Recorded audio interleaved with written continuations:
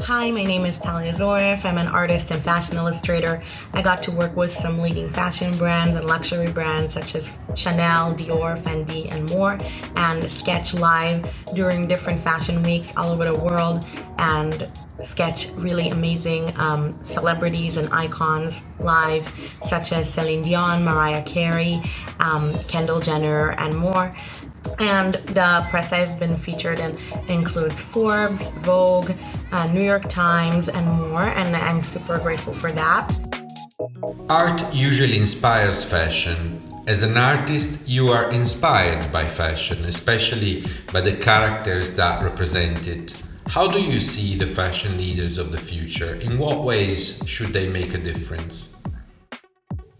I see fashion leaders of the future in a way that empowers, all different parts of society, in a way that empowers positive change and inspiring people to be more positive, be creative, think of their own ideas, and that really less social boundaries of what you wear, how you wear it, who you want to be, fully express yourself and be who you want to be, wear the colors you want, the silhouettes you want, and think out of the box. And that's what I would want to see future fashion leaders embrace, embracing innovation, embracing inclusivity, embracing that there is no one way that a person needs to look or where they need to be from or a price that they need to pay in order to, influence fashion.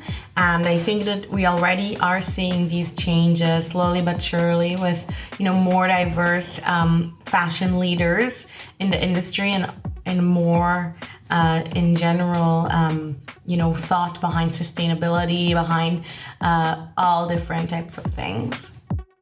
As an NFT artist, you also deal with technology. What is the poetics of technology? Can you explain the NFT tool to those unfamiliar with it? The way I like to look at it and put it in the most simple way, it's just a way for people to claim ownership on digital assets and art as well. Not only NFT can be a bunch of different digital assets, but one thing can be art, and it really is amazing for digital artists that are now able to sell their digital creations and that they are valued as art, where before the revolution really of NFT and blockchain, digital art wasn't valued as an art piece. It was more valued for selling as commercial rights, as prints, and now you can also not only sell your digital art as art digitally and have people, literally own the piece like they would own a real physical art piece in the digital space and claim ownership to it. But also, there is a smart contract that enables future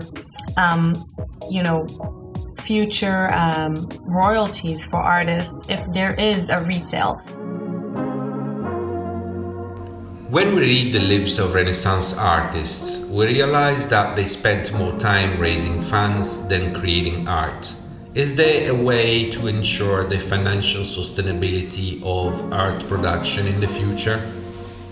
So I am absolutely sure that art will continue to be created, and there will be always financial resources and resources in general for art creation, because that's what we are. We are creators, we are artists, and artists create art. So you never know, and with so much new technology, with AI, with 3D printing. There are much more available resources that I think that will just continue to happen, especially with MR, AR. You can create amazing art that is not even physical. So it really depends, how you define art. I define art as every really creation we create every day and all the time. So that's what I think about that.